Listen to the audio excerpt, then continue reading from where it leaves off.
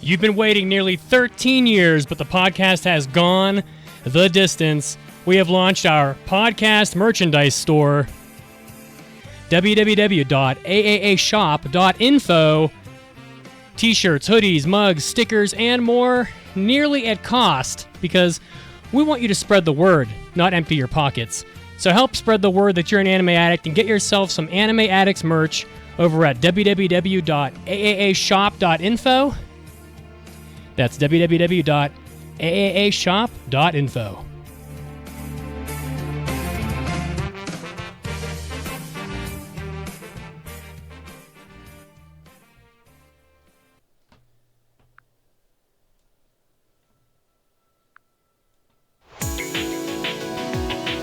Get ready! You're about to listen to the Anime Addicts Anonymous podcast. Make your anime addiction worse at AAApodcast.com. And now, here are your anime addicts.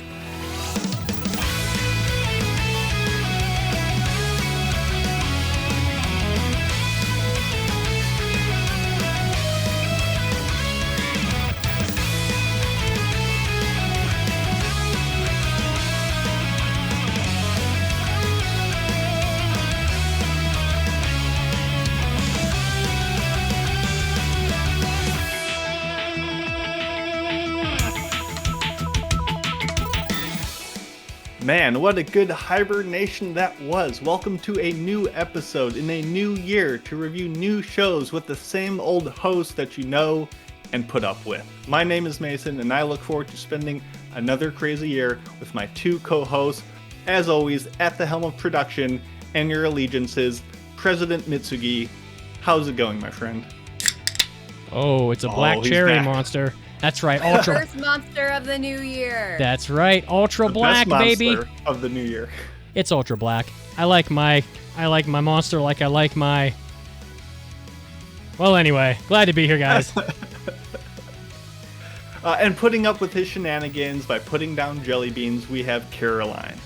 Hello, hello. Yes, we still have our jar of jelly beans here, and we are going to keep track of just how much anime that I have not seen, and with every anime that is mentioned, I will eat a jelly bean, which there should be quite a few today because of our main topic, which we will talk about in a minute. Mm-hmm. Indeed. But this is episode 658 of the Anime Addicts Anonymous podcast, one of the few podcasts around that makes your anime addiction worse. This is the first of 2023. We are recording this on January 1st, on New Year's Day, so I look forward to another crazy year with all of you. As always, housekeeping first. Discord, it's really the best place to hang out with us, and our website, AAApodcast.com, has links to everything from, like I said, the Discord, the Twitch, the Twitter, the TikToks, the Facebooks, all of that. We stream live every Sunday at 5 p.m. Eastern on Twitch, so if you want to see our beautiful, well, it's not really faces, Caroline's fantabulous headdress, my fantastic silly glasses I got on New Year's. Nice. Yeah, we're living it up, and it's maybe better watching live. I don't know, but thank you all who join us. And as mentioned, we have a big show because you're a mind reader and fast forwarded already and know what we're getting into because you saw the title of this. We are doing a 2022 anime retrospective. We're talking about all the shows that came out last year, almost, maybe not all of them, but we're going to try our best. And we used responses from you, the listeners, who participated in the poll to go over what we think the best of the best were. And also, we have a review of a little-known show called Chainsaw Man. People have been clamoring for it. We figured, hey, let's see what it's all about, so we will give you our thoughts on that later. So, titties and ass. Titties and ass. You heard the man. Let's kick this podcast off.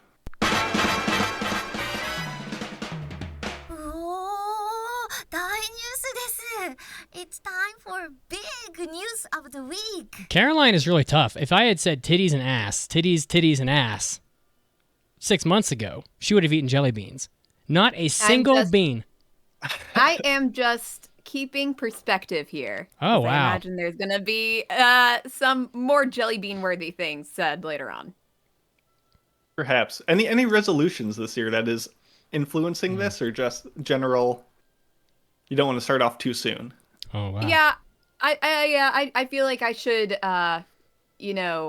not be eating so many jelly beans all the time, but I will follow the rules. If I feel like something is especially lewd, it will be punctuated by the eating of the jelly bean. So I am just trying not to water down what the jelly bean means. The identity, what it means. Yes. Is that a challenge? Are you challenging me? Are you challenging Are you me? threatening me? All right, well, let's get to the big news of the week. I have nothing to report. We've been gone for 2 weeks and you have nothing. I have nothing. Boo. Well, I have something that people have probably already heard about, and so I guess I'm no better. But the biggest thing that I could find to talk about today is something very topical, because there was an online petition to redo the Chainsaw Man anime. It was announced on Tuesday that it has surpassed 2,000 signatures. Now, the petition is asking MAPPA to restart the anime with a different director because God. they are dissatisfied with the adaptation choices. Apparently it's polarizing because the film-like direction undermines the manga's intensity and comedic elements. The writer of the petition cites that Denji's lines that were cut from episode 1 and changes to Kobeni's battle scene in episode 9 as examples of the director misunderstanding the themes and foreshadowing in the original work. They also complain about the pacing and Denji's voice actor as being too gloomy and not unhinged enough. So, with that being said, what do you guys think? Should this ultra popular anime that created a new ending song for each and every single episode, and how the fan base just raved we know about what it Caroline thinks. forever? Do you Oh, think this deserves a whole new adaptation? Just do it! no, I'm just kidding. This is what I think of these of the people signing this petition. Like, honestly, people, are we that spoiled?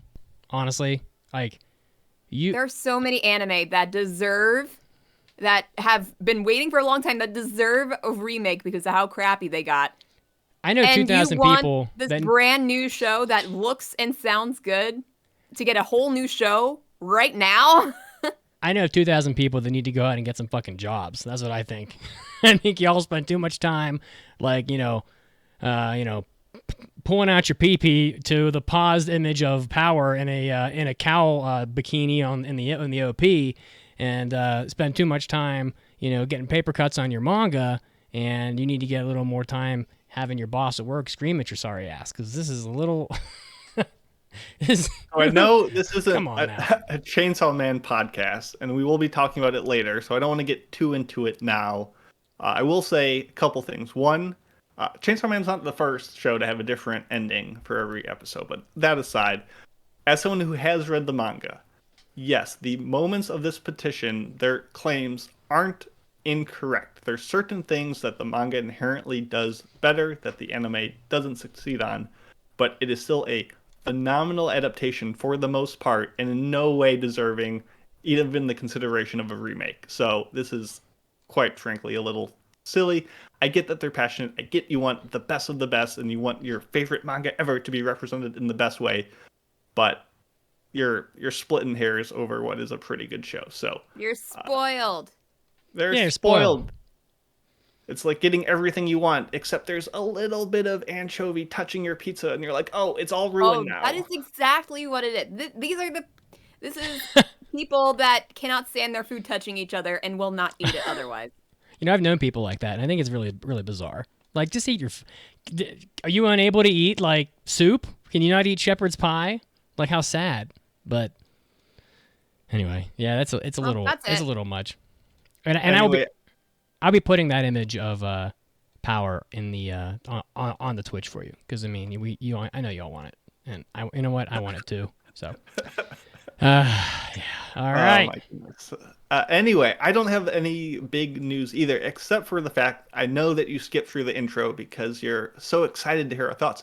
You might not have heard, we have podcast merch. It is officially kind of here, and we tried a little hard on it, so we appreciate it. Mason and if tried enough hard. people like it, Listen, we'll get more. Listen, Mason tried hard. Huge props to Mason, honestly, because I didn't do a damn thing for the Neither merchandise. did I.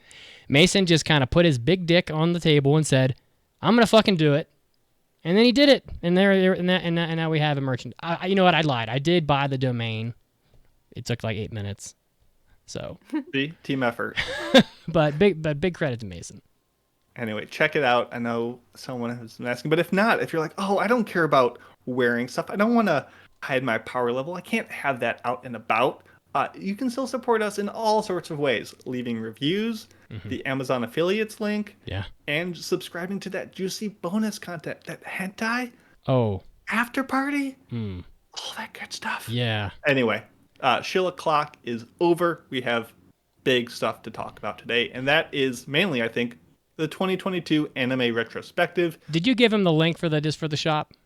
I didn't, but I should hit him with that again. It is www. If you never heard it, it's www. Don't forget that part. That's most people get tripped up there. www.aashop.info, or just go to the Discord, or just go to our main website, aaapodcast.com. You'll find it. I believe in you. I don't. That's fair. That's fair. Do it, people. We love it. We love it. So, on to 2022. That's right. Blanket statements. What do you guys think of the year? Good? Better than most? Pretty Worse good. than most? What is your vibe going into it and out of it? Caroline? Yeah, it was pretty good. I think that after all the COVID BS that really stopped putting out a lot of great stuff in 2020 and kind of affected 2021 as well. Not to say that it didn't affect 2022 at all. I just think that all the good stuff that got postponed in the last couple of years, a lot of it kind of came back around, I think, in 2022, or at least it felt like it. So yeah, and we got some really heavy hitter shows that came out, and it's exciting to talk about them. Well, let's get in. Or actually, Mitz, what were your thoughts? I thought the year was pretty good. I mean, there's a number of really... I don't really deviate far beyond what we cover for the podcast. I just don't, find that I have the time, really. But there were definitely some shows this year that I thought were really good that we covered. I mean, I'm looking at my scores here. Particularly, I think Cyberpunk Edge Runners was kind of a surprise. I thought Awashi was really pleasant, and it ran for most of the year. Summertime Render was great. You're gonna hear all these shows as we go on, but in totality, I didn't really think 2022 was that standoutish, to be honest with you. I don't think it was a terrible year. I think that a lot of these shows were probably impacted by COVID, but I think my average score for the year was about a 3. Which is okay. That's a decent score. But yeah, I mean, but there are definitely some standouts that are definitely worth watching. Nice. Well, let's get into that with the most important thing first. So, about 200 shows came out last year. We put out a poll. Over 100 people responded. So this is going to be feedback based on the listener. So you guys are what voted for this. And the first stat is the top 10 anime of 2022. Everyone listed their top 10 shows in order of least favorite to most favorite. We assign point values, we do a little weighting system, we do some tricky math, and we spit out this list. So going, I think, from number 10 to number 1, here are the listener results of the best shows of 2022. Number 1, or number 10, depending on how you're doing this, is Awashi, much to Mitt's great cheer. I mean, 10 is fine. I mean, there were 200 shows this year probably, so, yeah. 10 is fine. There were 200 shows, and at least half the shows, about 91 shows, got some nomination on someone's top 10 list. So that's pretty good coverage. And I'm just going to spoil it. Blue Lock wasn't on here. So Blue Awashi Lock beat it. was not. Yes, Well- indeed. Well, I'm not Well, going to Blue spoil. Lock is I don't- only halfway done at this point. I Oh, don't so wanna- that was not yeah. included? It was included, but it wasn't. It didn't make the top 10. It was number 16. I was going to say Blue Lock. I don't want to bury the lead. It ain't that good. so I don't want to make I anybody mean, sad. I don't but- think it's not. I haven't seen it yet. I haven't heard like fantastic things, but I feel like it's a little bit more popular than Awashi. Not to get off track, but I'll tell you one thing that would make Blue Lock better. When you get eliminated, they put you up like in front of the goal. You ever play ass in gym class when like you bend over and they get to kick the ball as hard as they want at you? They ought to let people kick the ball as hard as they want at their asses and then have the ball explode and just blow them into smithereens. that would make that show a lot better, but that doesn't happen. All right, That's the back to you. animation you need. The number 9 best show of 2022 is Summertime Render. Woo woo! I can see it. Pretty good one. Number 8 is Spy Family. The collection of both seasons made it on here. I'm surprised it wasn't higher.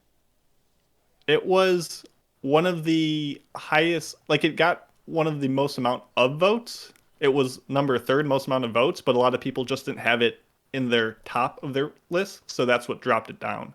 I see. Number 7 was Cyberpunk Edge Runners. Pretty Okay. solid. Yeah. Number 6, going all the way back to the beginning of the year, was Ranking of Kings.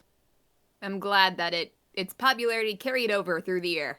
It wasn't forgotten from a year ago.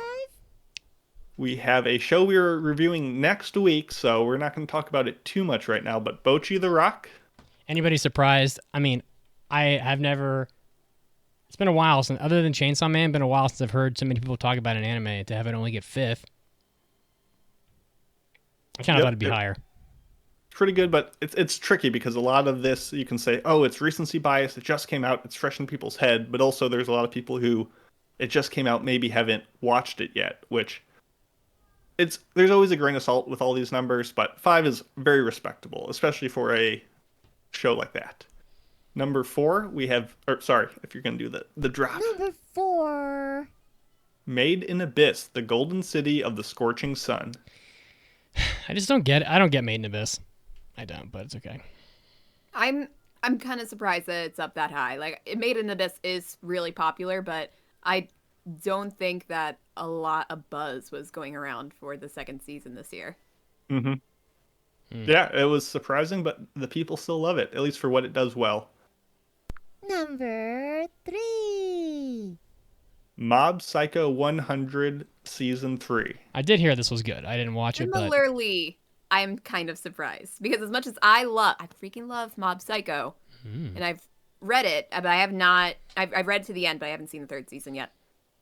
Not a lot of people were talking about it on our Discord either. I mean, here and there, yes, but not a ton of talk. So I'm surprised Yeah, it it's up didn't get high. as much buzz as I was expecting. So I liked Season 3 more than Season 2, but I did not like it as much as Season 1. Season 1, to me personally, is still the high watermark for Mob. But I will say, the Mob Season 3 opening, there is a part that is sung after they do like this chanting where they're like trance, chance, stance, one, and then they sing this part and all these hands come in visually and start like doing motions. It is probably one of my favorite moments in all of anime from this year. It sends chills down my spine. It's so one OPs are always fantastic. And chills down his spine. yes, I love that scene so much. I could watch that OP all day. Okay, moving on. Number 2. Very fitting for this episode with Chainsaw Man. Wow. Only number 2, Chainsaw huh? Man had the most amount of votes out of all the shows. But once again, it wasn't enough to dethrone the number 1. Number 1. Attack on Titan, the final season, part 2. Ugh. It's still there. I used to like Attack It's on still Titan. I'm kicking. so sick and tired of Attack on Titan. Fuck. Oh my god. It's just a juggernaut. It just keeps on going. But why? Because it's interesting and good. But it's 13 years old. Like Who cares? I don't know how most of the people that watched season 1 of Attack on Titan back in 2010 or whatever say this aren't even watching any anime sort of anymore. Evidence. It's a pretty well-known point that anime fans turn over really quick. Like they ain't hanging around for 13 years. Saying this, and yet it is still pretty popular. It's not as if that if it wasn't good and people didn't like it, then why is it number 1? I don't know. Probably because it looks good, which is how I feel about half the anime. They get good scores online. I'm like, oh, this thing. Even so, like season 1 looked a lot better. Like not to say that I don't like how it looks now. It's just it's not as it's not amazing as it was the first season. I think. I'm not saying Attack on Titan sucks. I'm just saying like it'd be like if they made a Lord of the Rings movie every year for like. I feel the same way about Attack on Titan as I feel about Marvel. Like, just fucking move on. I'm so over. If I have to watch if I have to have another Avengers movie, I'm gonna vomit violently all over my living room. That's pretty true. I do want to make a mention. I do want to make a note. When I put out this poll, at the time, the new Bleach anime, Thousand Year Blood War, was titled to be like 50-something episodes and not going to be done. So Bleach, the new Bleach, was not included in this poll. Had it been now that they, at the last second, are like, oh, and the core 1 is done, and we're going to do part 2 later, had it been included, I would bet that it would make the top 10. People have been super hype on it. People have been like, where's Bleach? Where's Bleach? I'm sorry, it didn't make the list, but it will definitely be in there next year, and I am sure the love will continue. So for those wondering where it is, it'll be in the future. I'm sorry. Some interesting comments from Twitch. Some people are saying bots love Attack on Titan. Like, I'm not really sure. I don't know. I don't think that's true. And then I was asked if somebody was kidnapping me and forcing me to watch Attack on Titan. And like, no, of course not. But like, I don't want Attack on Titan to win our anime Oscars again. Like, I mean, it's just, I don't know. It's nice if something else gets to like be prevalent.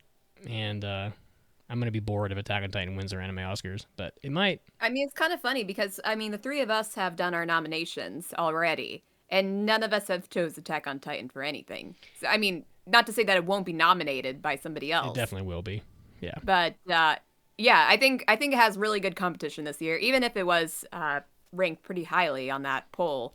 There's a ton of good stuff for the different categories we have. I'm also just surprised, like, our community,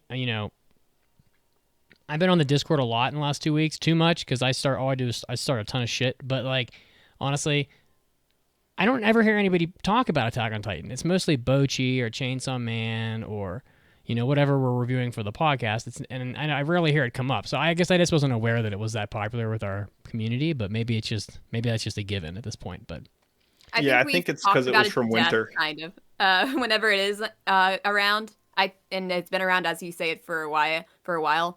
I think we just talk so much about it that, it's just natural that we go to the more recent stuff. I just want to point one more thing out before Mason moves on. Twitch just blocked the word long, LOLONG. What? I'm like, they said it was a sex term. I'm like, long? What do they look at the context of the sentence? Apparently not. Lifelong ambition is what was said. But I had to allow the word. Should I take a jelly bean for the word long? You know what? You should. Do it for Twitch. You know what? Let's do it. Honorary jelly bean for long. There you go. Long man.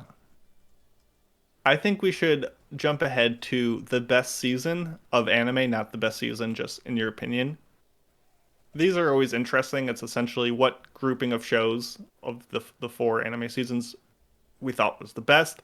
And Fall has reclaimed its dominance in impressive fashion. With almost 60% of the votes, Fall was once again the winner. Summer has still never won the best season poll. Never? It's never won it in our illustrious career. Winter has won it once or twice. Spring has won it once. Fall has now won it 3 or 4 times. So, but never by this much. It was a crushing defeat. So, I mean, you have Chainsaw Man, you have Bochi, you have so much stuff coming out that Mob Psycho. It was a pretty good fall. It tends to be that way. I feel like fall is like, kids are back in school. everyone's back on their normal, like not on their normal school year routine. And so I just feel like fall is usually the strongest season for anime, that or spring. Summer is never good. And I It feel never like is. it's never good. And Wonder why. I don't know. I'd love to tell you. I don't know. Yeah, so hard to disagree with these results. No, nothing there. Next one, big ticket item, one we all have a stake in our opinion, the best OP or ED. So it's a little difficult to separate because some people would just write a show, and I didn't know if they were referring to an OP or ED specifically. First, I want to give honorable mentions. Spy Family, Akebi, Cyberpunk, and Ranking of Kings, particularly the second OP of that, were all got a ton of votes. But going from third to first place, your boy Kongming, the OP, the dance, the song, that was probably one of the catchiest things I've heard ever. It's so good. Yeah, that The was moves. really strong. I'm yeah. shocked it's in third place only. Because like the Yeah. second and first were definitely popular, but maybe it's just our Discord that's doing this to me, but I swear that everybody was just raving about this dang OP from Kongbing. Yeah, I It's think so there were good. the memes were just like widespread too for it. So many shots of him doing his weird like side to side like Yeah, dance but and you, move or you saw whatever. that GIF and you heard the song. Like you couldn't disassociate it. It was fantastic.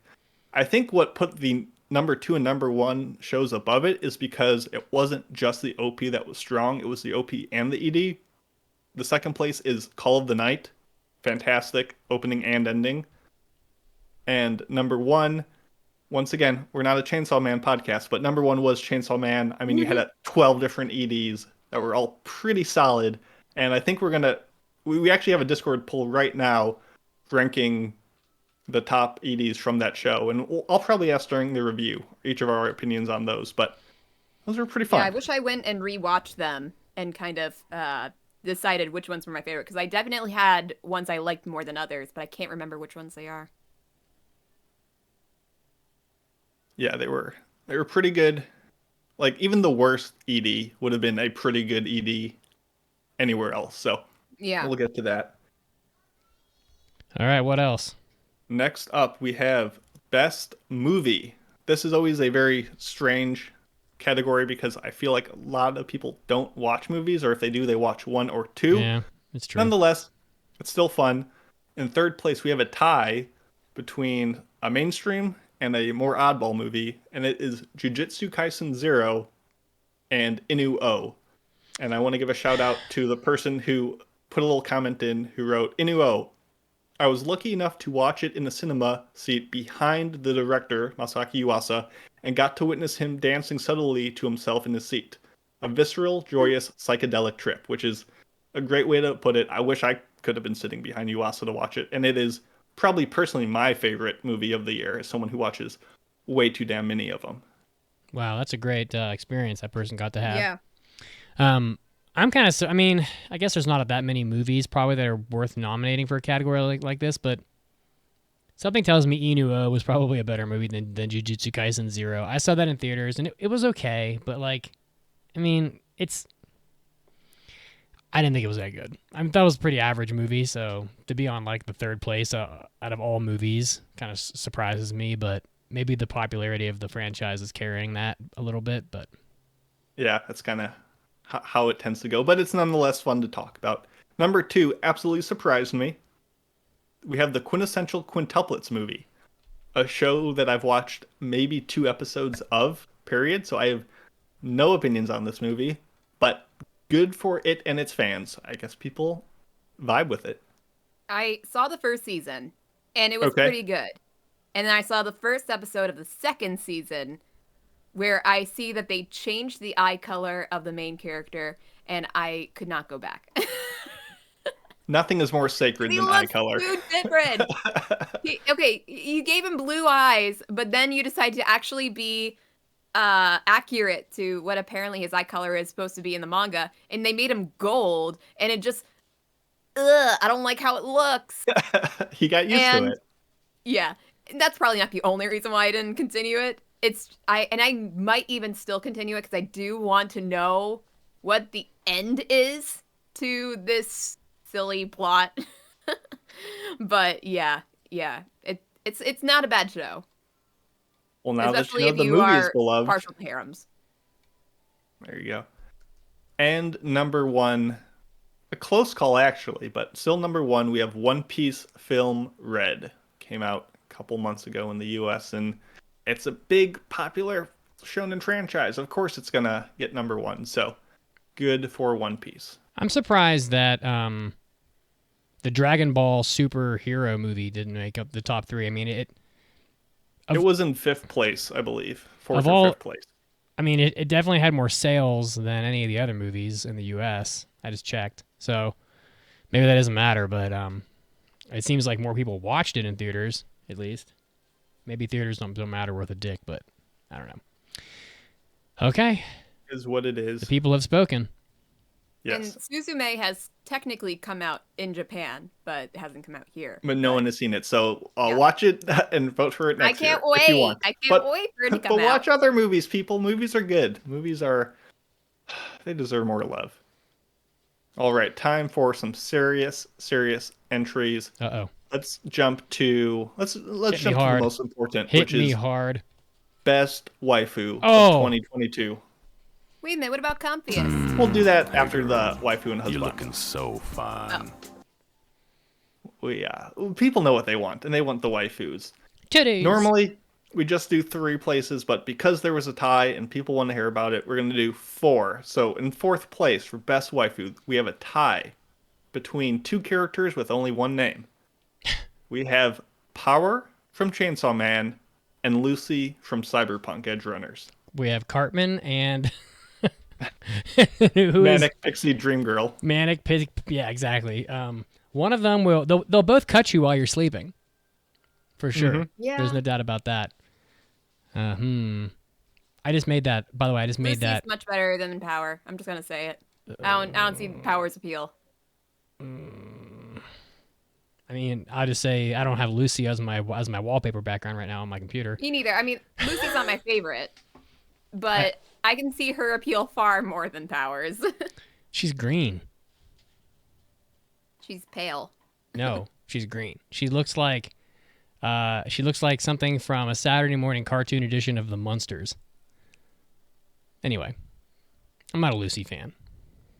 There we go. We got 1 vote for each. You were a blood-hungry Demons fan. Yeah, that is true. That is true. Yes, guilty as charged. Suck my blood. In 3rd place. Just kidding.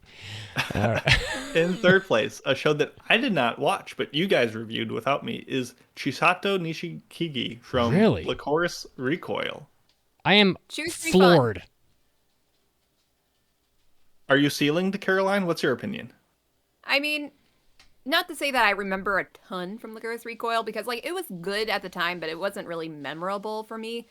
But Chisato was a pretty good main character, you know? Just gonna say that. Creamy Not to say that there are probably stop it. There are probably many other great better waifus that should have been put on top, like Desumi from Laud. So Desumi did get a couple votes from Love After World Domination, not enough to crack the top 5. I also see Louis the Cat in the chat says Mason wins Best Waifu. Also, not enough votes to make it, but I appreciate the sentiment. Nice. How about number 2 Best Waifu? We have Your Forger from Spy Family. To pretty much nobody's surprise, I think. But all to our annoyance. Based on the waifu war result, I'm not that surprised. I don't know. I got nothing. I haven't watched Spy Family, and I probably will reluctantly in the next couple weeks. But I'm not surprised.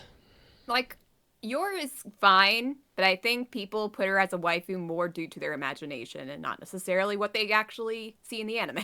That's a very fair point. Listen to our Waifu Wars episode for the deep analysis of that. But if you listen to those episodes, you'll also know that the Best Waifu of 2022 held strong from beginning to end. We have Marin Kitagawa from My Dress Up Darling confidently claiming the top spot for the end of year list. So congrats. Yeah, well, You know what? In her honor, she is pretty toasty. Yeah. I mean, what? But I mean, like, who could possibly stop a sex-obsessed, big-breasted waifu like Marin when after Faye retires from the game?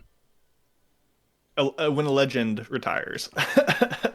I'm just glad that she wasn't dethroned by a new flavor of the week deal and just all of the waifu economy gets thrown into shambles. Like, there is some consistency, and that's important, I think. So, congrats to Marin. Now, for the best husbando, we only have 2 candidates here because they were so clearly ran away with the field This is that lame. no one else was close. Lame. Go So, ahead. in second place, Make me sad. we have Aki Hayakawa from Chainsaw Man. Okay. He's fine. I don't necessarily see the main appeal. Just saying. Yeah. He's my boy. I like him. He's Mason's husbando. He's not. Well, we'll get to it later, but I'm not a big Aki fan. Okay. Who won? Who's number 1? Number 1 is Lloyd Forger from Spy Family. It says Mitz on the document. It's so weird. It says, oh, that's right. It says Mitsugi. Mitsugi is husbando of the year. There we go. It's done. Like, what are you doing? Okay. Sorry. I thought you were just hiding it so the people who read the docs, which you get if you're a subscriber to the podcast, wouldn't get spoiled. But yeah, that's right. My bad. I ruined the bit. You are the best husbando, Mitz. We all know this. You didn't ruin the bit. If it came out just fine. Yeah, Lloyd Forger. So both Forgers made it into their respective categories. And hey, good for them. Good for the show. It's so dumb, though. Yeah. It's dumb because people, I could be wrong. I would just leave it up to Caroline, maybe, or I haven't even seen this anime, but I certainly don't have a great opinion on husbandos. So I'm gonna leave it up to Caroline. But I mean, okay, so well, wait a second. again, Wait a second. this is like, oh yeah. I'm pretty sure he's only nominated because he's a literal husband in the show. Otherwise, he doesn't make I don't this think list. that's the only reason. I think it's Oh, come also on. kind of the your effect. You know, their imagination that is so popular and that kind of thing. He looks like So- fucking Johan from Monster. I like Lloyd. I think he's fun. He would be, I can impart a bit of my husbando love for him, just a little bit. But yeah, it's also there are not as many clear husbandos in anime as there are waifus. You know, it's just harder. You know? It's tragic. It's true. We didn't get any Satoru like Gojos this year. No smoldering, white-haired, blue-eyed gem that just makes your Kokoro go Mokuri. Make your Mokuri. No, Mokuri. Oh, you're I getting. think that's a health condition. Oh, I thought you were reaching for a Anyway. jelly bean. I'm like, if I can't get a jelly bean after censoring myself moments ago, and then Mason gets a jelly bean from Mokuri, you gotta be shitting me. There's no way that could happen. No, I'm Caroline's tough surprised now. as all. Caroline, What can I say? When you live with the wolves, you learn. He's been Caroline, forged in the fires.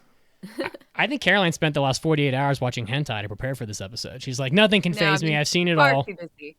She's been in the hyperbolic hentai chamber. She's like, preparing. Oni Chi Rebirth, no problem. My New Year's resolution is become the worst degenerate you've ever seen. I just said Oni Chi Rebirth, but I didn't see you eat a jelly frick. bean, so I'm going to assume that Jelly means you Bean. watched You're right, it. You're right. Speaking of not Oni thank God. Chi, let's talk about the comfiest anime of 2022. Oh boy, here we go. What does that even mean? Because sometimes we just want to just relax and enjoy life without any of that nonsense, like animation of fighting or violence or whatever etchiness. Get that out of here. This is a comfy, safe space. And our number 3 show is Slow Loop, which I have not seen. Slow Loop is great. Love that show. There you go. It's very comfy indeed. Number 2 is a tie between Bocchi the Rock and My Dress Up Darling. Fair. And number 1, to keep the theme going, is Spy Family. God damn, people love this fucking Spy Family. Yeah. We'll be I better- reviewing it soon. I better bust a nut when we review this in 2 weeks or That's whatever. not what it's about. It's He's like, it's This so was comfy, not though. voted for the most sexiest show of 2022. This is comfiest. it's an expression, Mitigate. Caroline, meaning it better be really fucking good. You ever I'm heard not that gonna expression? say I bet I'm gonna butt you. Yes, Never. I have heard the expression, but usually it's because it's for lewd people. We got a long way that- to go this episode because I tell you what, because Chainsaw Man's basically about nipples, so you better strap yourself in. Get your seatbelt on. All right. Next up, always a fun one here. Caroline hates me Because why do you say such things? because it's just an expression. Come on, Mason. Yeah, I'm just not going to mention that Caroline talked about not jerking off to Spy Family while making sound effects of masturbating. Anyway, the worst show. Whoa! I was clapping my hand. God damn. Yeah, okay, buddy. Oh, The worst wow. show of 2022. The worst one. We have in third place. Mason just leveled Caroline. Do You Love Your Mom and her 2-hit multi-target attacks? Caroline, you watched one episode Wasn't this of this etchy? too? This isn't this an etchy show? I think I watched 2 episodes of it, but I had no idea that. Wait, the second season come out this year or something? No, I thought it was this year. You thought Do You Love Your Mom was this year? This was like several years ago. A lot of people wrote it down, and I just Why? assumed they were right. I don't know. How the fuck does this? How the fuck does this character not get the best waifu of the year? Oh, I have no idea. didn't I don't. come out this No, this is year. old. Okay, never mind. Ignore that. Wait, how did that happen? How did so many people I don't know. I don't pick know. that? People did it. I don't know what to tell you. But this one definitely got on there. Sorry for not correcting that. Just leave it in there. It's so bad. It's just persevered. Second worst show, The Rising of Shield Hero season 2. Which, Oh come on, give me a break. It was I don't think it was the worst. The I think worst? there were many pretty bad cruddy. shows It this was. year. I think it was a show that had a lot of popularity, and the second season was just a clear step down in a lot of ways.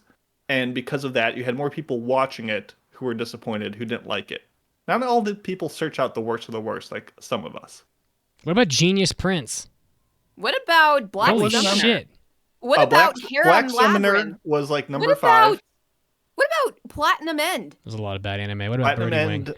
I don't think was on any list. Birdie Wing was not on any. I can come check. on. Birdie Wing for sure is worse than Shield Hero season 2. I'm not saying it was great, but Let me check the tapes. I mean it certainly wasn't the worst. Let me review the data. All right, I mean, Shield Hero was pretty bad though. do you want me, but not the worst. Do you want me to announce the worst while you look that up? Yes, please. The worst show of 2022 is Lucifer and the Biscuit Hammer, which It was really bad. I haven't seen, but I know It is a Remember when you had so much hope for that? Yeah, this is a fantastic. So, really quick, Birdie Wing made the list twice as someone's Damn right. number 9 show of the year and number 8 show of the year. No one had it as a worst show of the year. Well, I'm So- surprised about this Biscuit Hammer thing because that manga's got like a pretty. People love that manga. The manga is fantastic. The guy has such a unique way of fucked it up. storytelling and twisting things. And right off the bat, the show looked bad, and it looked bad, and it's an action show. And I did not continue with it, And but it was bad. yeah, this is a very fitting worst show. So, yeah, don't watch Lucifer and the Biscuit Hammer. The people agree. Yeah. All right. Well, I think. Are you sad that neither of the Realist Heroes made the top 3? The Genius Prince didn't make it. Realist Hero didn't make it. Caroline. Yeah. How will you sleep tonight? I mean, I'm okay. I have compartmentalized the whole realist hero thing. And no, I hate it. Yeah, I don't like it. But the first season has already passed, and that took out most of my hate, I think. You know? I did Okay. not have enough hate left for the season 2 to really make it a big deal. All right. What's next, Mason? Next up, we have the shows that people didn't get a chance to watch, and just ones that they were excited for and haven't had a chance to. Essentially, it comes down to mainly a lot of exclusivity in Disney shows. It's all Summertime Disney's Render, fault. to Tommy Time Most Machine things are. Blues, Bleach, and interesting Cyberpunk Edge Runners was also not on a lot of people's list that they completed, and they said, I want to watch that, which is still Netflix exclusivity, but still, if you want your shows watched, you got to put it on more common streaming platforms for anime fans. So I thought it was interesting. Don't watch shows on Disney because no one has Disney because there we go. But finally, the most hype shows for 2023. What are the ones that people are excited for? You want to announce these, Caroline? Sorry, I was in mid jelly bean. Okay, most hyped for 2023. Third place is Jobless Reincarnation Season 2. Not Season 3, because that was a 2-core first season. Oh, suck it. I hate that. So- I can't. That's a pet peeve. I can't handle it. If you have a break between, that shit is season 2. I'm sorry, it just is. You said it. I said And it. to make you even more infuriated, second place for most hyped of 2023, Attack on Titan Final Season Part 3. Mitz throws his microphone away Yeah, in disgust. He's done. He's done for the day, I think. Or are you? No. We can't get rid of him that easy. Okay, and in first place, most hyped for 2023, it's coming up soon, Vinland Saga Season 2. So looks like people are very excited for this anime season. I've been telling people about Vinland Saga, and it's just tough to sell people that don't watch anime on anime. It is real hard. Like, some guy was like, have you ever seen the show, was it The Northmen or something? There's some Viking show called The Northmen or something, and I'm like, oh, this basically looks like Vinland Saga. And I'm like, look at this Vinland Saga. It's got a 9.0 on IMDb or whatever. I'm like, it's pretty fucking good. And it's just like this show that you love. You should go check it out. Literally, I could have paid that guy $100 and he would not have fucking watched that. There's nothing I could have Some people are done. just too set in their ways to even consider it. I guess. Yeah. It's interesting, also, though. I mean, Wasn't expecting Vinland Saga to win, but Vinland Saga starts airing like a week from today, so it's right around the corner. So we'll But see. it is a little strange to think about because you have a Japanese show with Japanese voice actors speaking in Japanese, but it's set in Europe and they're speaking multiple languages that aren't Japanese and is rarely English, and yet they're always speaking Japanese. That's fine. It's a little mind-boggling for anyone, Mind-boggling? even the anime fans. It's the same way when you have like JoJo set in Italy or Baccano set in Chicago. Like it's And that's one thing if Fine. it's set in this, like if it's all the same language and they're just doing it in Japanese. It's another thing when they keep switching languages. Like they're apparently supposed to be speaking different languages in the show. All right. yeah, it is what it is. I'm just saying. So really quick, I want to run through. I actually dug up my list last year when I wrote down the shows I was the most excited for 2022, and I wanted to review how my expectations were met. So here are the shows I was excited for. Number one was a movie called Orbital Era. It didn't come out. Another one was Beastars Final Season. Also didn't come out. So off to a bad start. Next was Kaguya-sama Season 3, which I thought was really good, but not as good as Season 2. Next was Chainsaw Man, which we're going to get to. Next was Tatami Time Machine Blues, which absolutely exceeded my expectations. It was a welcome surprise. I can't believe they nailed it. It was fantastic. Next was The Girl from the Other Side, which was like a movie, which was a remake of a 2019 OVA, which was fine, but it didn't do much to earn it as a movie. It was kind of just a longer OVA, so that was whatever. Next was Inuo, the movie that I said I loved earlier. I loved it still. Made in Abyss Season 2, I thought was kind of a disappointment, a step down from Season 1. And finally, the number one show I had is the most excited for, with no reason to, was Bocchi the Rock. And I'm just saying, I'm a mind reader, I'm a psychic, I knew it, I called it, but we'll get to that next week. Did you guys have any shows from this year that you were excited for that did or didn't pan out? Not anything I can really pinpoint. I don't think. Well, there was Spy Family. Spy Family was very, very, very hyped. Mm-hmm. And I was wondering what is so good about this show. and I realized it kind of takes a lot of the boxes of things that I like. Yeah. And I'm like, this is awesome. Of course, it's not, my favorite show of the year, and people, I'm not going to get into that, but it was pretty good, and it did confirm some of my hypes. So I I went through I averaged our scores from the podcast for all of 2021 and all of 2022. Are we ready for this yet, Mason? I am so ready for it. We gave an average score of a 2.6 in 2022, which is a 5, which is average. So, honestly, you got some above, you got some below. If it's a bell curve, you ought to have most between 4 and 6. So that makes sense. In 2021, the average score was a 2.8. So that's Okay. 0.2 of a point higher, which is not that different, but it is what it is. So I would say that is fair. So I personally thought the past few years were stronger than 2022. I thought 2022 was very decent, but it didn't blow me away.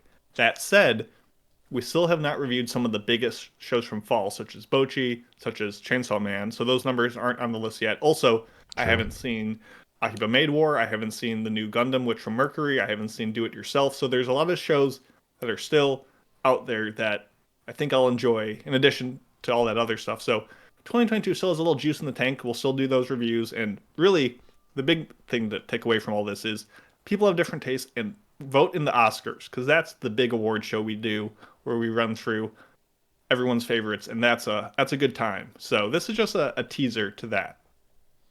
Also probably should serve as inspiration on what should be nominated.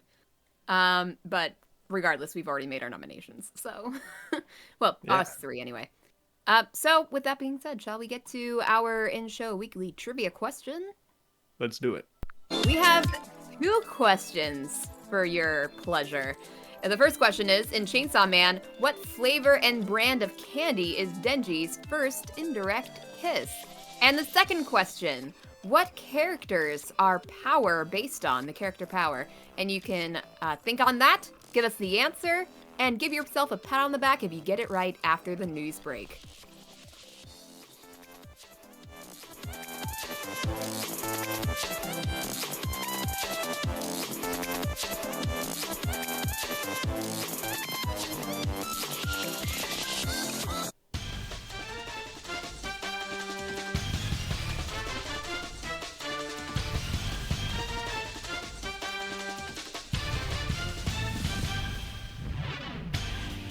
Hey anime fans, this is Mitsugi, and I'm giving you your anime news break, getting us started off with some Chainsaw Man news, as is topical to the review that we'll be doing later in the podcast.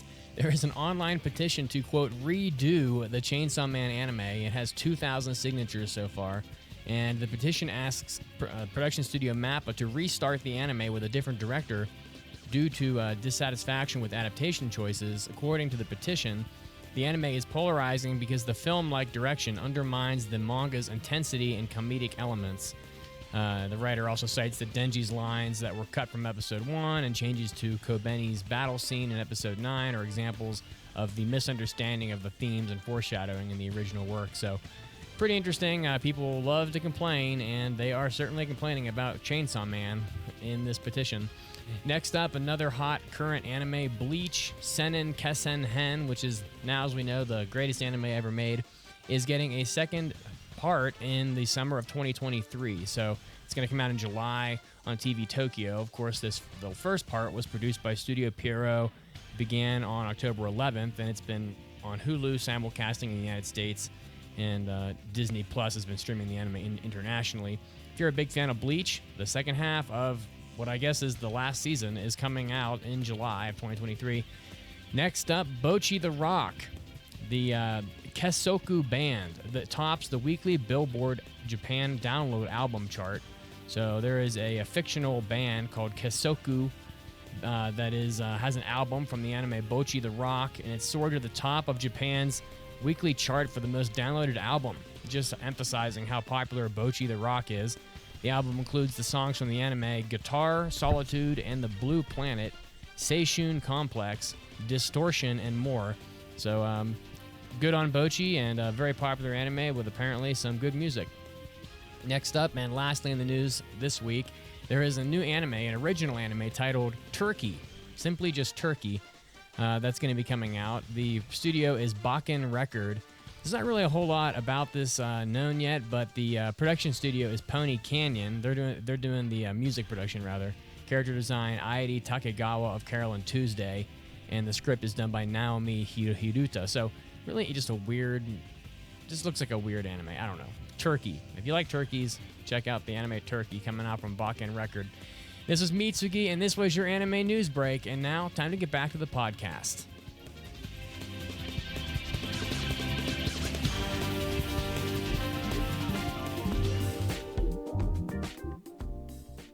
Hey, Anime Addicts, it's a brand new year, and your favorite podcast has learned a new trick. We are now Amazon affiliates. You can go to supporttheaddicts.com. Again, that's supporttheaddicts.com. Scroll down a little bit, click our Amazon affiliates link. Anything you buy on Amazon within 24 hours of clicking that link will give the podcast a royalty. You can support the podcast and take a couple bucks out of Amazon pockets at the same time. It's a win-win situation. Again, head over to supporttheaddicts.com. Scroll down and click that link. Be a great anime addict. Be a great fan of the podcast. Happy New Year. Enjoy the show. You know me? Of course!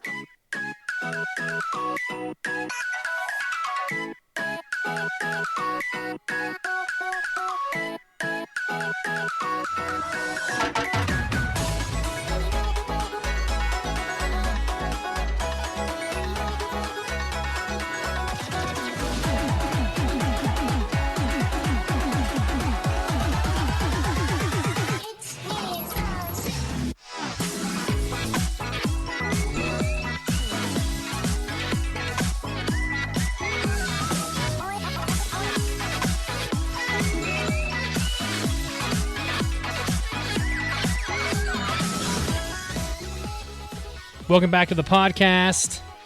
In Chainsaw Man, what flavor and brand of candy is Denji's first indirect kiss? Cola Chupa Chups.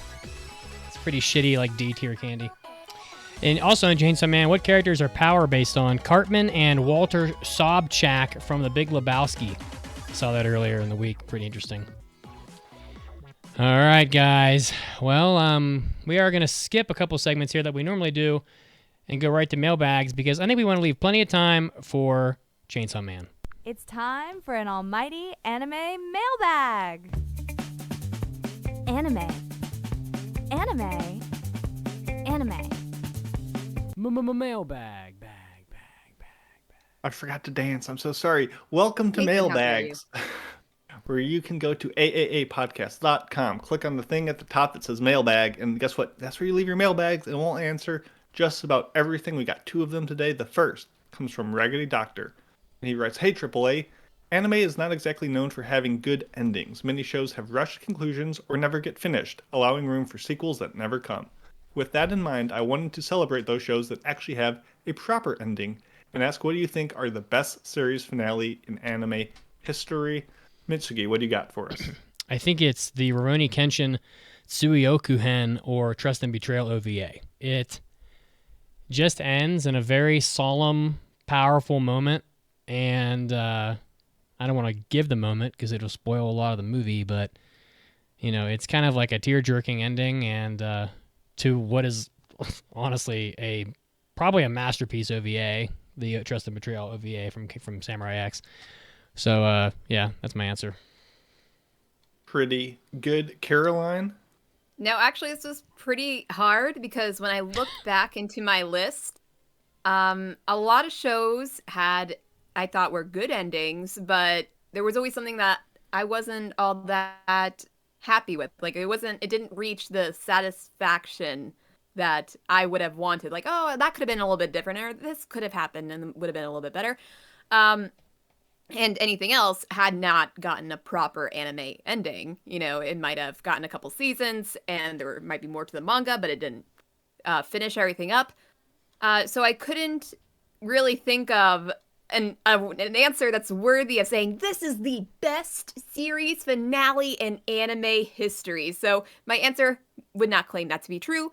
But surprisingly, I thought that Assassination Classroom had a pretty good ending because I remember just sobbing so hard at the end because it was, it was just a very appropriate ending, and everything seemed to tie up as I would have wanted it to.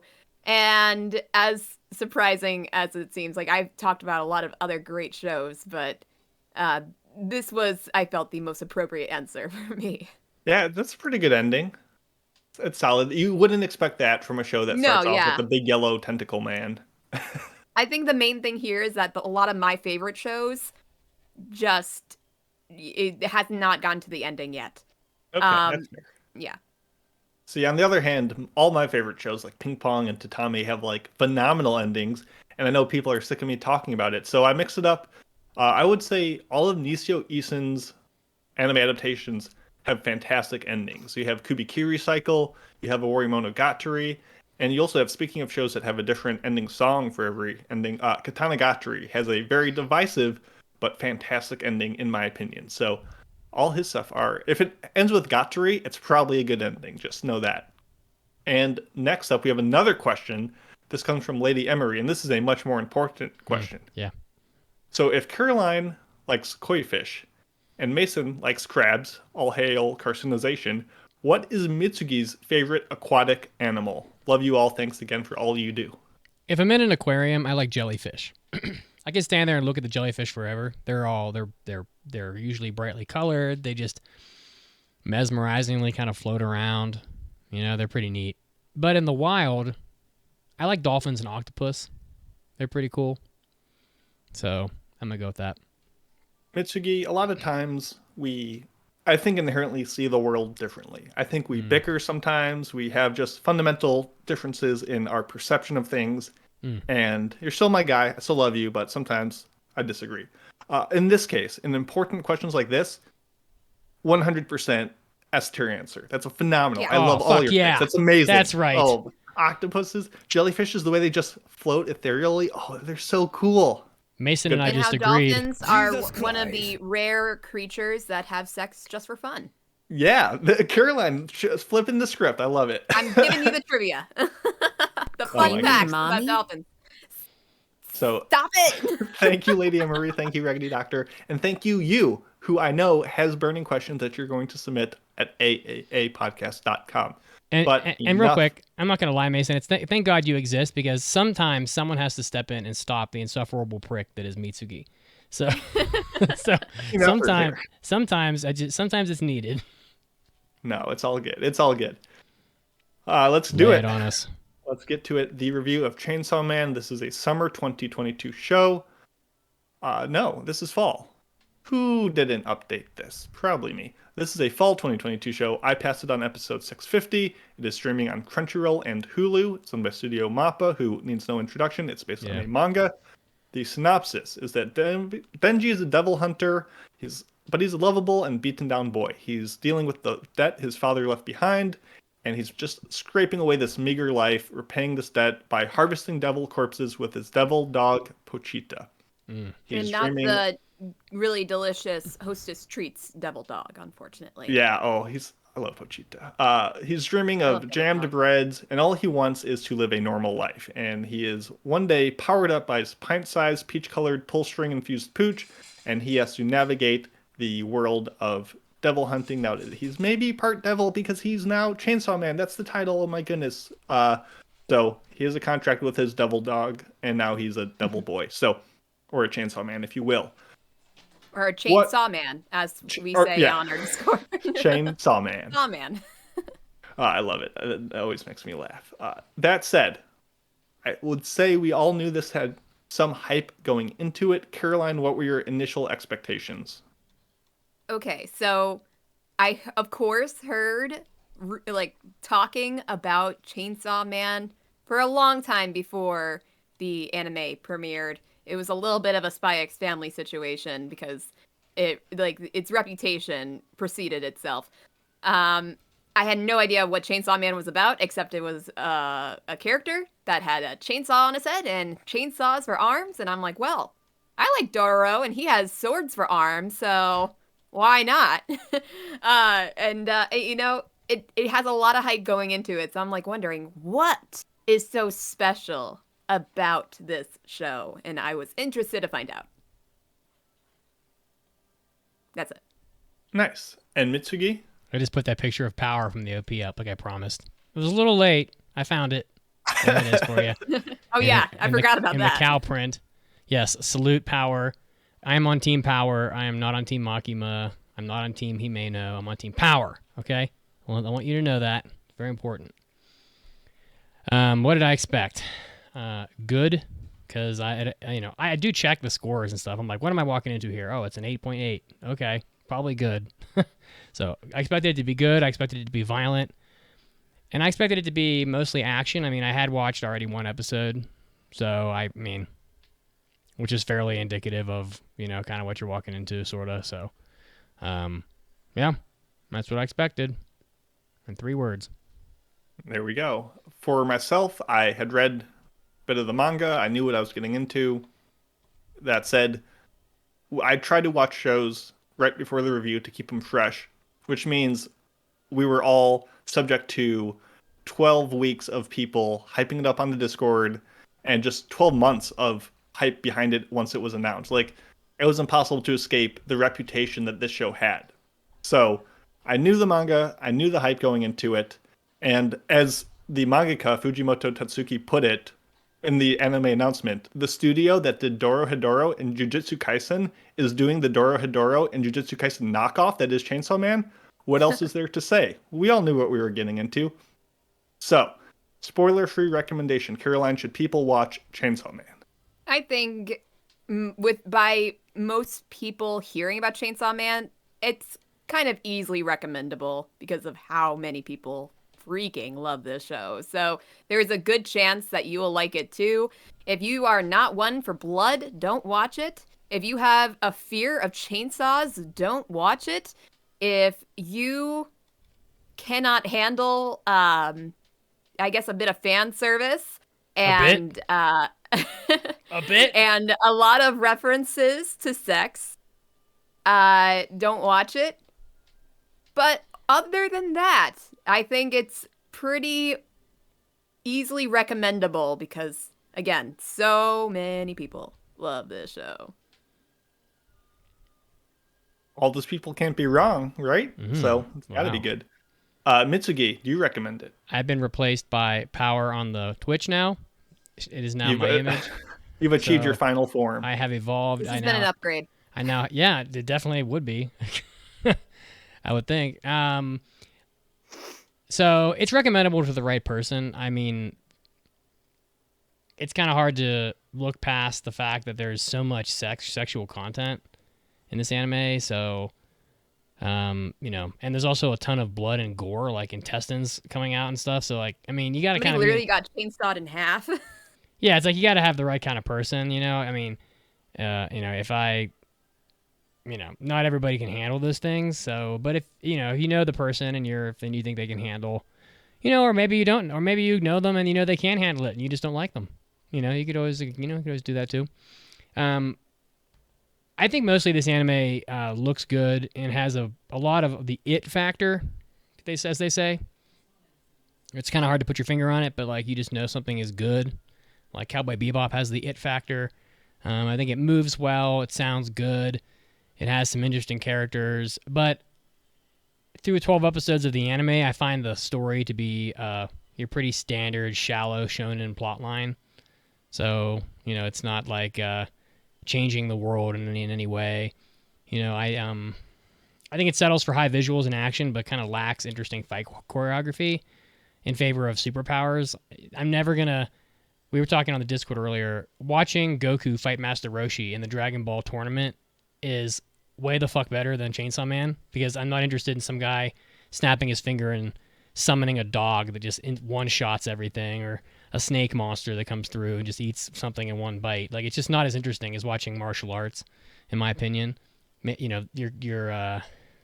Your attraction to the kind of action in Chainsaw Man will vary.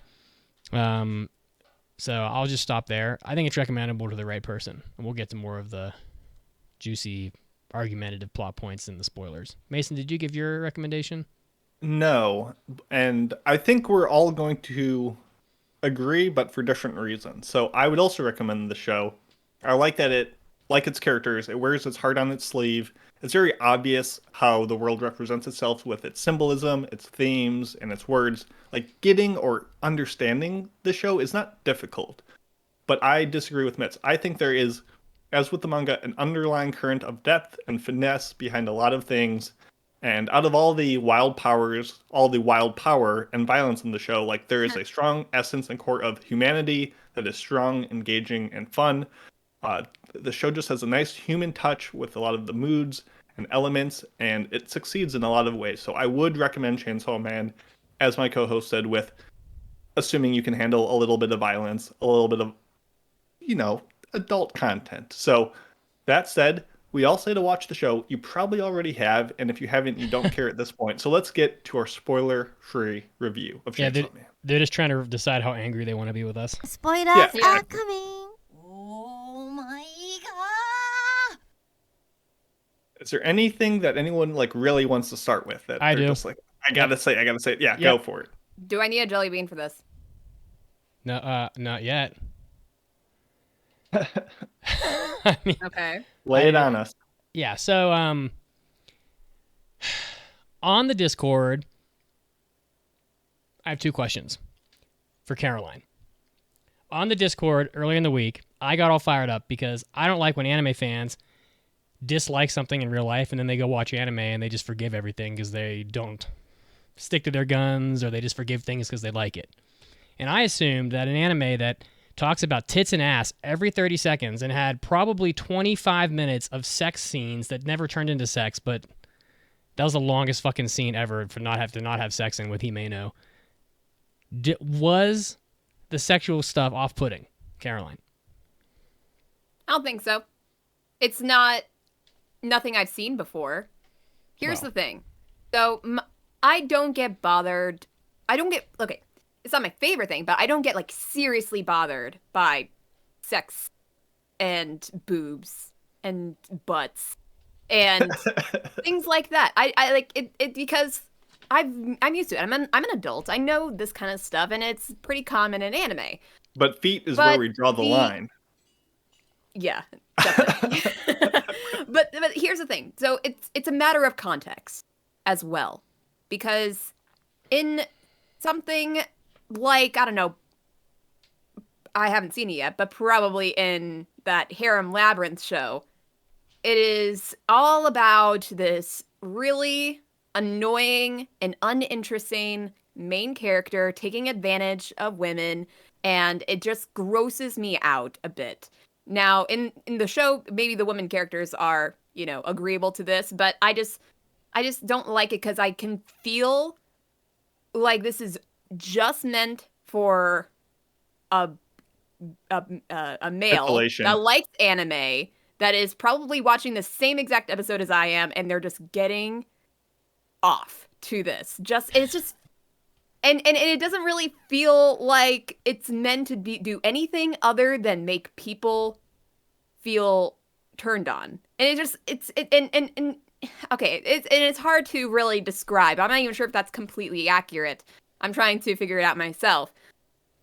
But at least with Chainsaw Man, there is a certain amount of context that I have picked up on. Now, you have mentioned in the Discord that you don't believe that this is at all what the anime is trying to go for. Because Denji is a very sad character with a sad life, and a very traumatizing one at that, where he has absolutely nobody who loves him. He is unsocialized. He is willing to literally be treated like a dog for any sort of attention by a beautiful woman with big boobs. And he is also just a teenager that is, again, emotionally just stalled and is just eager for any sort of attention, be it, and he focuses on the sexual aspect of it because that is what's easiest to understand for somebody like him.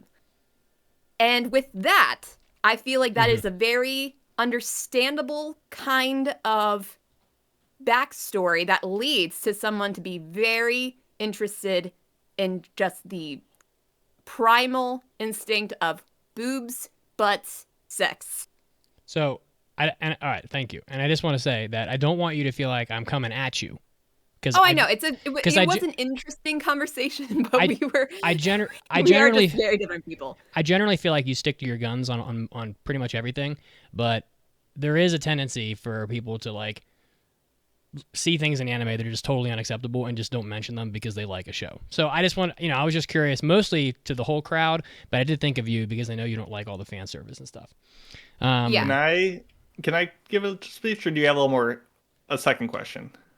She actually, Caroline actually answered my other question, which was like, I kept hearing that like the show is so deep, and I could only assume that was coming later, because this show ain't sort deep. of, but there is depth to the show. So here's my opinion on the whole obsession that Denji has with it. Go ahead. As Caroline mentioned, like he's not just some creep who is just like grabbing willy-nilly from unwilling participants like some perverted train groper. Like he is, at its core, he's fulfilling the third stage of Maslow's hierarchy of needs. He has this physiological stuff, he has a safety, next up is the comfort and stuff. So yes, the optics of having a main character who has a strong desire for breasts isn't fantastic, but usually that's where most anime ends. It ends with either the titillation or, haha, he fell into the boobs, and that's the joke. And that's as far as it goes, which makes it so shallow. And it feels stupid to me. It does. It's just, haha, we did it, and that's it. So obviously his fantasies are founded on adolescence, and the king he follows these things. He goes for the boobs. He sacrifices so much for a grope, and they always come back to bite him in the butt when he rushes into it. He gets manipulated. He gets thrown up into. He gets wrecked with crushing disappointment when he finally does grab it, and he's like, wow, I didn't do it with the right person. And like his lust is always punished. It never serves him well. He's always slapped back by this desire. And also it's the fact, sorry. No, go for it. And also it's the fact that because this is not, like, the sex is not the main thing that he wants. He doesn't, it's what he, I agree that he definitely thinks that he wants this. Oh, he wants it. But it's not going to satisfy him in the end. He wants it so badly. He doesn't know that. He only elucidates the need for boobs, but he really, at his core, wants the comfort. Long term, like, it's not going to make him feel anything in the long term. Like with the whole, I forgot what he touched the boobs. Yay, he groped.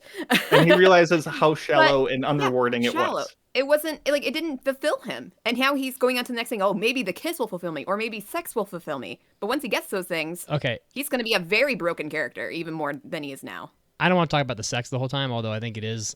I think it's one of the most interesting things. I think it's half the plot, but I also think that scene where he grabbed Power's tits on the toilet wasn't because she was flat. It wasn't. Well, that's not why he was disappointed. Well, before he grabbed her breasts, her basically stuffing fell out, and then he seemed disappointed by that, and then he grabbed Makima's tits, and they were bigger, obviously, because it was with the right person. That was the whole point. That's why also in the OP, that's why we have Power in the swimsuit, because it zooms in and you see her padding there. That's why she's in the swimsuit.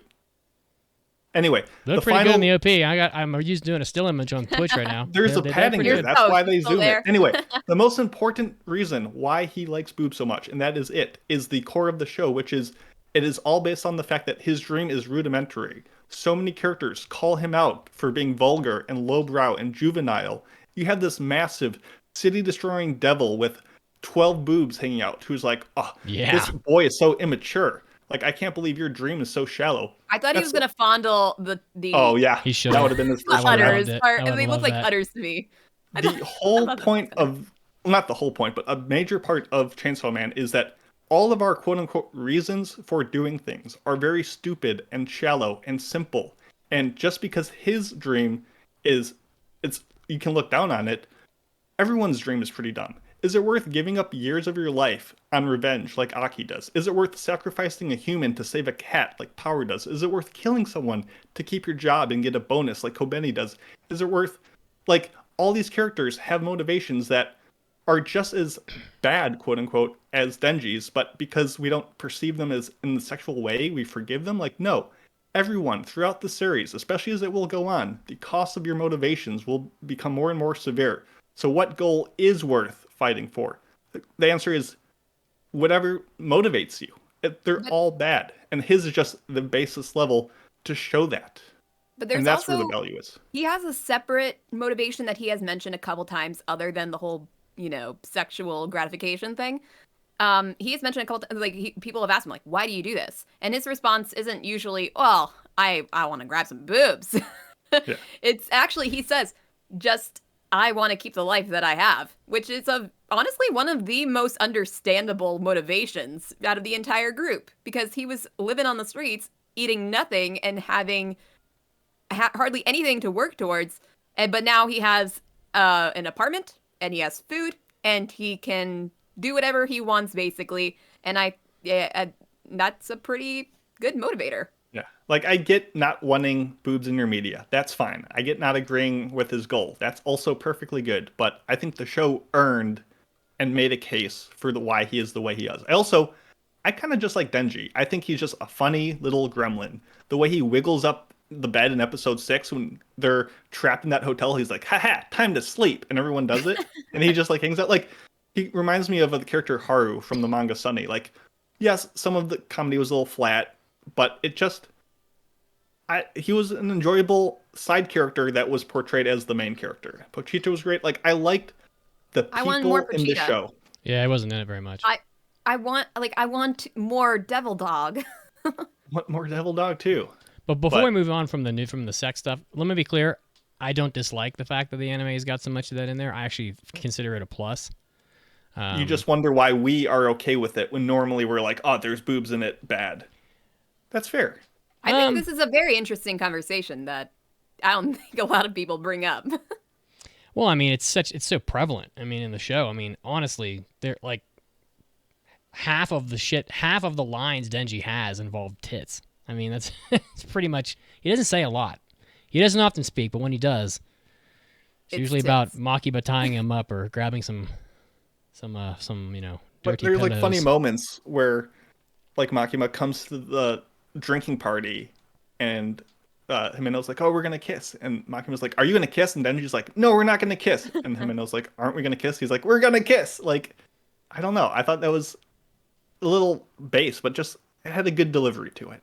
How do you guys? I mean, as a person who Golden Boy is like one of my favorite anime, I can't exactly criticize Chainsaw Man for having sexual content in it. I wish there was actually more. He should have banged Himeno before she. Well, we're on spoilers, right? Before she died. Yeah. I assume died. He definitely should have. I would have. I mean, come on. I mean, she would have gone to jail. He's underage though. Like, it's not great. Like, even she woke up and was like, this would have been really bad if this happened. No one cares that he's underage. I mean, this is anime. This is anime. Come on, like, they put you to jail for those things. Yeah. I mean, I saw naked. There's naked photos of the 7-year-old girl from Maid Dragon on the Discord right now. Well, that's not. No one cares. That's not in the anime though. That's You fan can't art. judge an anime based on the fan art. I'm just saying, no one cares. Anime itself, Denji is plenty old enough to be involved. It makes in sense for characters to not want to do that. But she did basically like drag him unconscious to her apartment, which I thought was a little odd. I was like, wow, she's just gonna go for it. That was problematic. No cap. Yeah. Do you guys want to move on from the sex stuff? Yes. How do you guys? Yeah. How do you guys feel about how this looks? Because it's got a lot of rotoscope in it. Yeah. At first, Go ahead. I was like, kind of thrown off by it all. And not to say that it doesn't have good production value, because it definitely does. Yeah. It's not. It doesn't look shitty by any comparison. It's just, I think when we were talking about it on Discord, I think I kind of got it at that point, that it's a bit uncanny valley to me. Like, not necessarily how they look, but how they move. So this show looks really good. There's especially some standout scenes that are awesome. The biggest problem is that it's overly polished and tame. They definitely cleaned up the corners in a lot of ways to merge the blending of the CG use in the traditional anime to be more seamless, which is a good idea. But as Caroline said, it made a couple moments, like it wasn't the CG that was the problem. It was the compositing that made everything look a little too plasticky and uncanny. So it looks fantastic. The biggest issue is that in trying to be so realistic, it took a lot of the impact and oomph out of a lot of, especially the fight scenes, where something will happen so fast and fluidly that it doesn't give you that moment of wow or impact that it really needed. So very well done technically, but it kind of fell short artistically, I would say. I don't like rotoscope very much. I don't like CG either. I'll watch it. I'm not gonna I like Knights of Sidonia. Like, I think it's a cool anime for sure. I'm not gonna throw it away because it's CG, even like early CG, because I mean it kind of is. I always thought rotoscoping was primarily done for body movements that the animators wouldn't be able to get perfectly right unless they were modeling it. So, like, for example, in Gudazeni, I think all of the pitching, the baseball pitching, it's all rotoscope. But it's like... Or Yuri on Ice. It's gonna be something like that, exactly. Perfect. Yeah, I like rotoscope. I think it adds a level of fluidity that is just a nice touch. I like animation that is a little more imperfect. I miss the days where animation is all done by hand. Pancake and I are watching Hajime no Ippo right now. We're 50 episodes into it. And Madhouse does an amazing job with that anime. It looks great. It's all hand-drawn. And there's no rotoscope. And they do it anyway. And it doesn't look perfect all the time. But, that's kind of like why I came to anime. So, but I do see the benefits of rotoscope. I think they do... There was a scene early in the show, it might have been after he groped Power, where she opens up the bathroom door, walks out, and says to her cat, like, let's go. And she just like turns right and walks off. And I remember noting that like that scene and her behavior and her movement looked so natural. Like I was basically watching a real person. And it struck me as really well done in that moment. And so I'm a little impressed with how it looks, considering so much of it is rotoscope and or CG. But compare that. But it's with, not my one preference. Scene that I specifically kind of looked at and thought, oh, that's kind of weird, and also remembered is after Denji is brought to Himeno's place, and Himeno's walking towards him, and as he's lying on the bed, he kind of looks like he's levitating off of the bed and kind of moving, like his form is moving slightly on and off the bed a little bit, that I've noticed.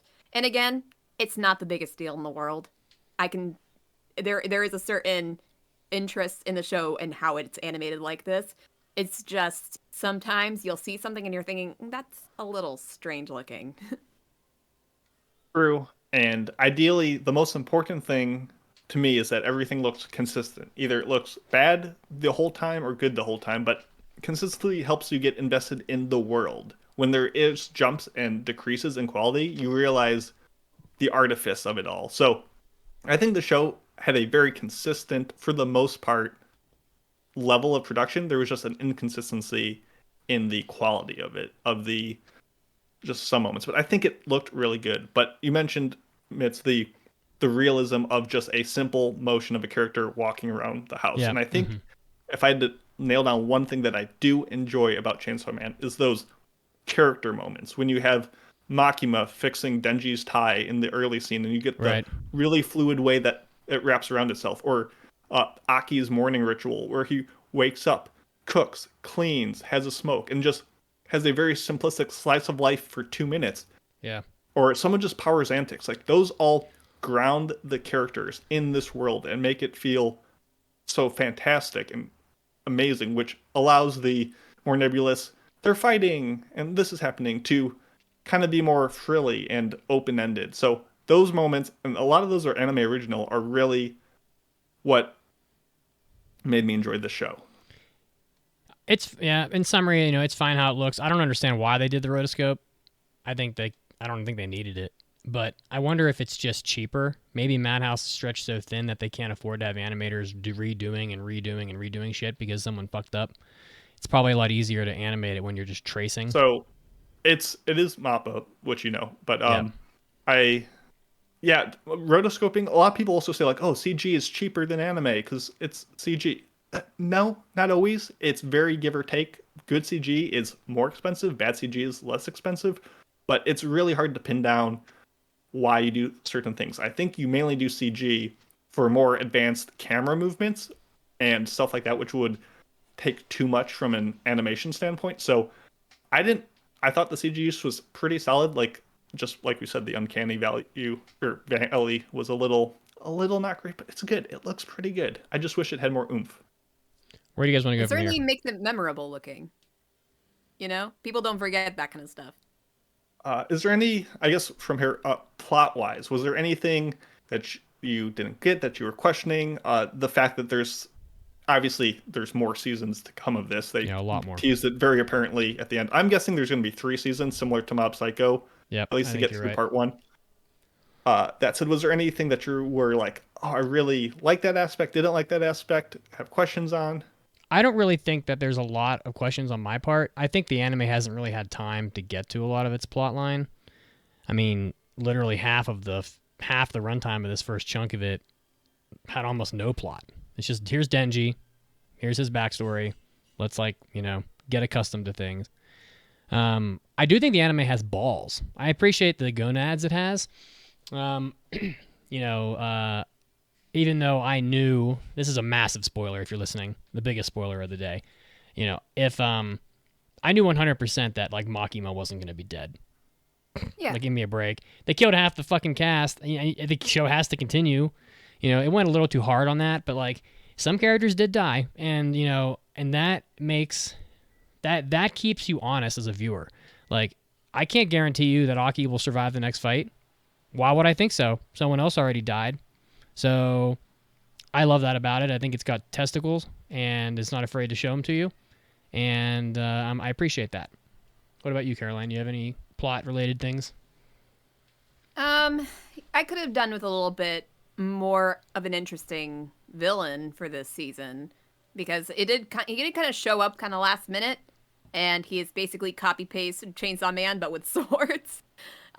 And as Mitsuki said, as much as the show is enjoyable to watch, the fight scenes are not very visually choreographically, I guess, interesting in comparison to the rest. Because it is just rah, slash. And that's it. Not really much else. I'm not a fan of Chainsaw Man, honestly. He's weak, and actually maybe he won't be later, but even for now he is. And watching people slash a chainsaw around, it just doesn't the interest of it doesn't last very long.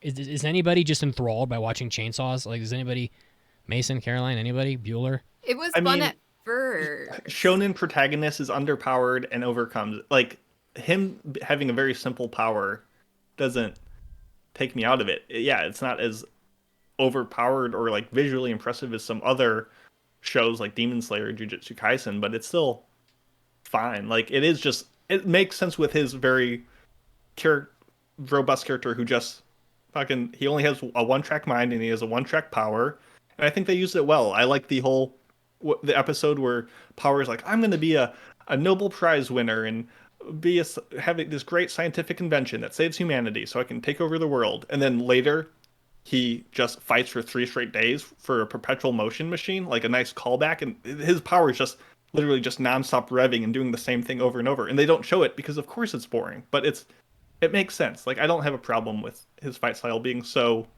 messy and unrefined because that's how he is. I guess I just feel like the show doesn't hold up to its shonen predecessors in this way. I mean, I think there's a possibility that future seasons might improve on that, considering one of the last things that they do in this season is train with the best devil hunter there is. Yeah, I guess I never come to shows for fights anyway, so it is a shonen action show, though. Yeah, fights are always boring, though. Well, very few shows do good fights. But it's a shonen action show, so they have it classified as shonen fantasy action. I guess that's but I don't know. I don't think it's definitely more in the vein of like Jujutsu Kaisen and less in terms of like people having powers, and a lot less in the vein of like Fire Force, which is a lot more kicking and punching. So Yeah, I mean, his power is also just shooting around with kicking. Like, I don't know. It was fine. The powers were fine. Animation was so. I liked the core trio. I don't like them for the most part as individual characters. Power is kind of a gremlin. Denji's a gremlin. I love Aki. Aki's my boy, but he's their control in the group. I get it, but that trio is what carried for the most part the show for me. I'm sure it's gonna branch out more. I get worried that like if the show is gonna basically stay with what it's got right now for a while, I'm gonna get bored, because right now I think the show's like action, so to speak, functions on these like superpowers that everybody's got. And once they reveal all the superpower, like Maki, I'm just gonna call her Maki. It's easier. I've never heard anybody named Makima in my life. Maki, her power was shocking when I first saw it. You know, it's very, you don't expect that at all. And that carries the show for 2-3 episodes by itself. But eventually, even that will get boring. And once everybody's power has been revealed and has been shown 5, 6, 7 times, the show's going to have to do something different and introduce more things. Otherwise, I'm just not going to be interested in watching Makima, like, I assume, smash people with, like, what I can only imagine is an invisible devil hand or something. It's just not going to hold up. And I haven't read the manga, so people listening that have read the manga think I'm an idiot. But don't worry, I'm not going to say anything. Yeah, but I mean, like, those hand motions look so good, though. They do. That's how rotoscoping adds to like a weight and depth to things and smoothness. But yeah, I mean, the first season, I thought it was enough for the first season. Caroline? Now, here's the thing for me. I am not huge on the characters. It's not because Denji is, Denji. Or like, it's not because he is, really interested in sexual things. It's just that it's not really the typical balance of characters in an anime cast. Because as we've talked about, again, on Discord, Denji is similar to a side character that has been put into a main character role. And the balance between this little trio that have made up like Power, Denji, Aki, it's not really hitting my kind of main trio, because I'm not huge on Power. Unfortunately, she has not really been too funny to me, and I just don't like her. Oh, I don't like her either. I just like them as a trio. Yeah. It's just, there really wasn't enough interest in the characters, except for the implications of Denji's deal, that really made me interested. And also, like, Aki, he's okay, he's good. He's the most normal one out of the main cast of characters. But unfortunately, it still hasn't hit that interesting factor for me. And then Makima is a sociopath, and still I don't really see why people want her. I don't see why anyone would want a waifu out of all these characters, because Power, she is a bloodthirsty demon who doesn't care about you. Makima, a bloodthirsty sociopath that doesn't care about you and will use you to get her get what she wants. Himeno, she'd be really strange. She'd be good in bed. Behind every man in this entire series, from now until the very end, psychopath woman. Let's play a game. All these women characters are psychopaths. Even the Bat Devil had the Leech Devil behind him, like pushing him. Like, it's always a woman. It's always a woman in this series. Let's play a game. I'm not saying that these are really bad characters, because they're not. It's just it's too much of the same kind of character to me that isn't necessarily likable. Is that a bad thing for everyone? No, it's just not for me. Because there's a reason why there are the same kind of characters placed into the same kind of... The other option is Kobeni just crying her eyes out. So oh my god, choose one extreme. She's the Zenitsu of the show. Mitz, what's your game? Let's rate the top 4 characters one at a time quickly. Okay, and I'll tell you what the official rankings are online. Out of 5, Makima, Caroline. Oh, this is the bottom of the list? We're going Caroline, Mason, me. I'm just going to say a name. You're going to give me a score out of 5. Makima. Oh. Quickly. 2 out of 5? 3. 2, 3. I say 3. Power, Caroline. 2.5 out of 5? It depends on the context, but 3.5. I say 4. Denji. 3.5. 3.5. Yeah, 3.5 out of 5. I say 3.5 as well. And Aki. I really like Aki as a person, as an interesting character. I'm just gonna give him 4. 3. I give him a 2. Whoa. 2. I like Aki. So we basically rated Denji the highest out of those. Yeah, so on the official manga, Denji is number 5. The character you're going to see next season is number 4. Aki is number 3. Makima is number 2. Power is number 1. I figured that would be the case. Yeah. Because she's crazy. Power. Yeah. So I like Power. She's just a fun character, but I would never want to hang out with her. No, she'd kill you. That's, She'd chop your nipples off and eat them. But like, you know, I don't know if I want to hang out with any of these characters. But she's the most entertaining to watch. I mean, Makima could be a fucking robot. She's not interesting. She's not fun to watch at all. She's a presence when she's on the screen, but she's not entertaining. Denji's really, man, he's fucking dumb. And really one note. Aki is just like the one who Aki's the character in the group, is the person in the group who like tries to stop everybody else from having fun, and he smokes cigarettes constantly. So I don't know. I'm not that crazy about the characters either, and I feel the same way about Himeno almost as I feel about Aki. She's just like, I don't know. She's just like a drunk chick who smokes cigarettes. So they all have their moments that I enjoy. So I want to talk music really quick, which I think is no surprise, very solid, because Kensuke Ushio is amazing, but it's not very memorable to me. It's a lot like the cityscapes that they fight in. Like, they serve as a solid backdrop, but like by themselves, they're kind of whatever. But I do want to ask if you can recall what your top 3 ending songs were. Oh, geez. Yeah. Again, I really should have gone back and looked into them, but there were a few that I really liked. Don't forget, vote in the Discord poll if you're listening. It'll be up and we'll let you know the results next week. My favorite, 3rd place, is episodes 3. That's the Maximum the Hormone one, where it's all glitchy and electronic, and then they had the nice female singing, just because. Oh, yeah. Yeah, that was one of them I liked.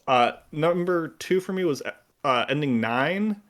It was just very fluid, and it reminded me a lot of the Made in Abyss ED. And number 1 was ending 5, when they're trapped in the place and there's all the different horses representing the different characters and just all the visuals. Oh, that was so cool. Yeah, it paired so well with the song. Like a bunch of visual illusions and all that. That was one I liked. Yeah, that one had a lot, at least for me. And a bonus, it isn't my favorite because there was no visuals, but the song in ending 1 was just a lot of fun. I like that song a lot. So yeah, I really like the EDs. If you want me to watch the EDs, this is how you do it. You make them varied and all really solid. I didn't really watch any of them. I skipped them all. They were good. They were good. Okay. You know.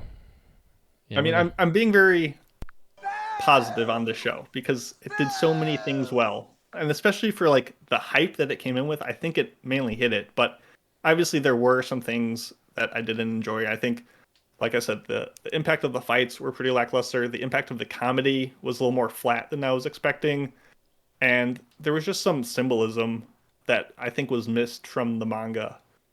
But there was not much plot either. Like, things aren't overly explained, which I enjoy. Like, the whole first half of the show is just a sprint to establish the cast, and then it keeps on sprinting. And there's very few moments of introspection. But I did like them. It goes back to how well did they portray these characters as humans. And there's like the moment where Makima's in the car and she's like, Denji is interesting, and the driver is like, why'd you call him interesting? And she like stops and reflects and sits on it and then responds. And I think that was a nice touch. Same way when Power and Denji, they arrive at that like abandoned, dilapidated house, and Denji's like, okay, she's probably about to betray me. And they realize it at the same time and just kind of have that 1 second stare down of like, we're about to do this. And like all those little moments, I enjoyed. So it overall, I think, covered its bases. It was a good show.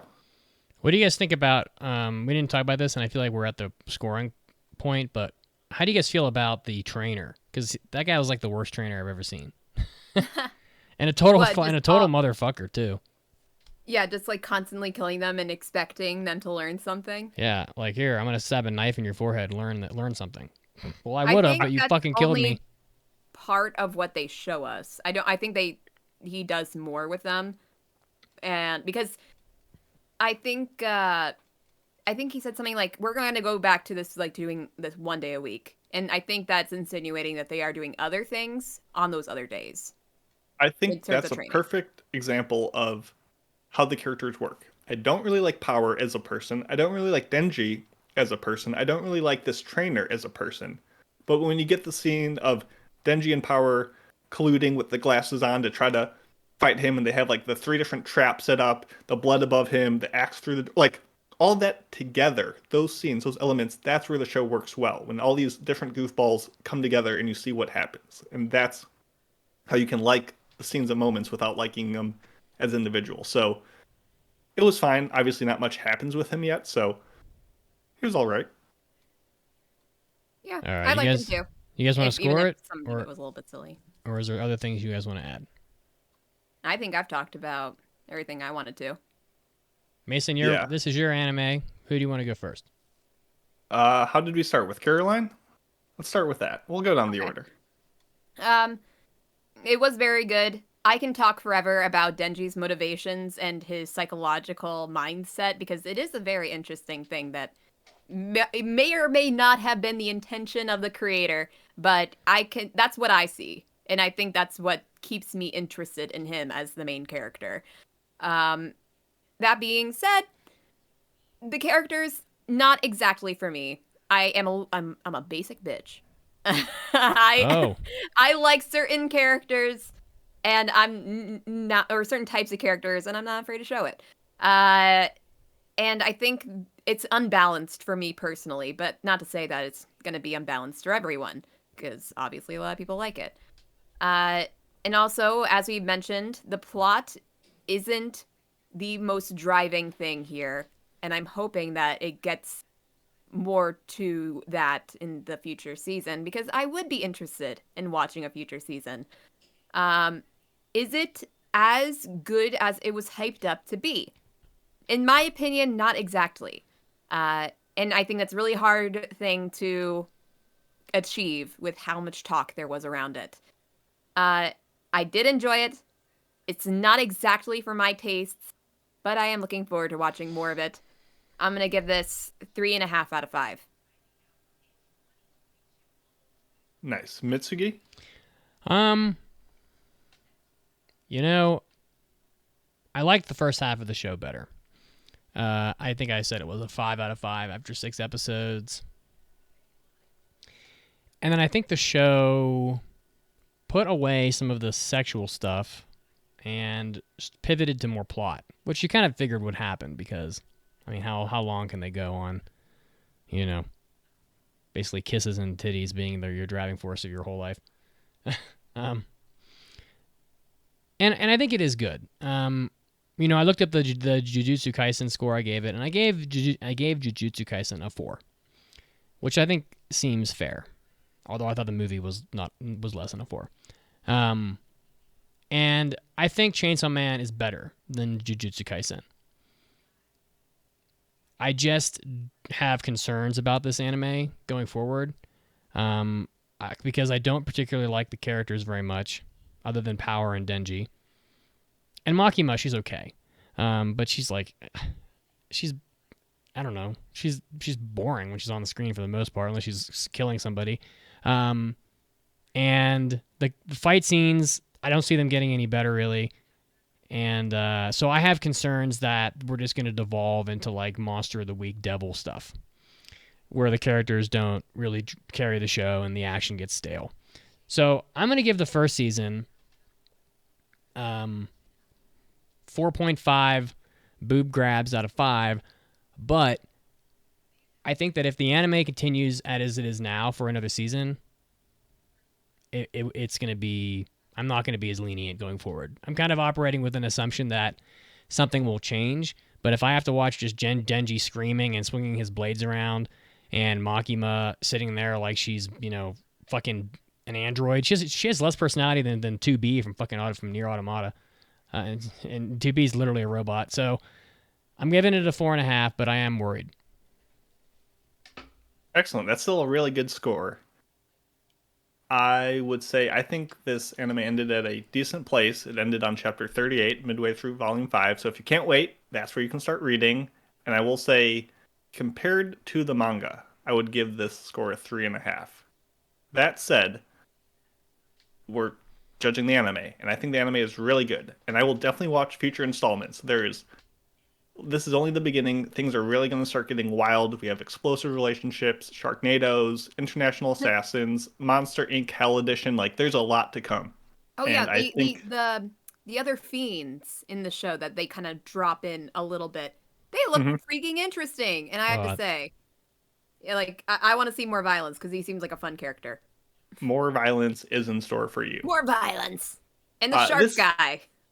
This is not a flawless show, far from it. But much like Dorohedoro, despite not capturing some of like the visceral horror and like chaotic craziness and impact of the source material, it retains the heart, the humor, and the fun. It was an enjoyable watch, and it was well written despite just the tits and ass that Mitz was talking about. Like, it balanced the extreme tones of this cast of goofballs with some moments that made me at least dig a little deeper and like what the hidden messaging were. So it was an easy binge. I enjoyed it a heck of a lot. I'm going to give it 4 divisions out of 5. Chainsaw Man was pretty darn good, and I liked it, and I hope people had fun. I wasn't expecting the hype to be absurd. I was the first person in Discord when people were hyping up to be like, let's wait and see. And I waited, and I like what I saw. So 4 out of 5 for me, which averages to something if you do math. And that was our review. It's exactly a 4. I don't think this anime lived up to the hype, honestly. This anime had so much fucking hype. I was hearing about this anime 18 months before this fucker came out. And man, you gotta really be fucking good to have that sort of hype. I think it already curved back around to the backlash of the hype, where it was already too overhyped, and then people were like, "Oh, it's not that good," and then we watched it, and then it was fine. Like, of course, it's not going to live up to that level of hype. It is good. I just don't know. I don't know why it's better than Jujutsu Kaisen. It's like, remember how I said it had the it factor? Like, I don't think Jujutsu Kaisen had the it factor. And so, like, I don't think the characters are particularly, like, incredible. They're not. The action's not incredible for me. The plot isn't incredible. How could it be? There hardly is any at this point. But for some reason, it's just good. I don't know. I can't really put my hands on it. It's a lot like... So, obviously, Chainsaw Man, highly influenced by so many works of art. Obviously, you have shows like Fooly Cooley, Molcar, and Hoseki no Kuni. But from, like, a Western world, you have stuff like Mad Max, Scott Pilgrim, Reservoir Dogs. Like, very, very Tarantino. And just, they have a special sauce in them. And it comes through. And you can't point to this line of dialogue, this action set piece, this animation cut, but it just all comes together into a cohesive package that flowed really well. So it's hard to define, but you know it when you see it. It's like porn. That's exactly what it is. It's like porn. Oh my god. Mm-hmm. Chainsaw Man, like porn. Take that to the bank. That was our review. Thank you so much for listening, everybody. We are the Anime Addicts Anonymous podcast. You can follow us on Twitter, Facebook, Discord, TikTok. Join us at AAApodcast.com for links to the merch, the Discord, the mailbags, supporting us, all that good stuff. We love reviews as well. Next episode, we have a review of another big fall show that I'm excited to talk about, Bocchi Zarak. And we'll see you next week. Next Anime Club, which will be next Wednesday, whenever this is, it is going to be Secret Santa themed. So we're just going to be chatting about what we recommended each other. And if you just want to drop in and talk about one show in particular, feel free and join the club. Be 10 p.m. EST. See everyone next week. Bye, guys. Bye.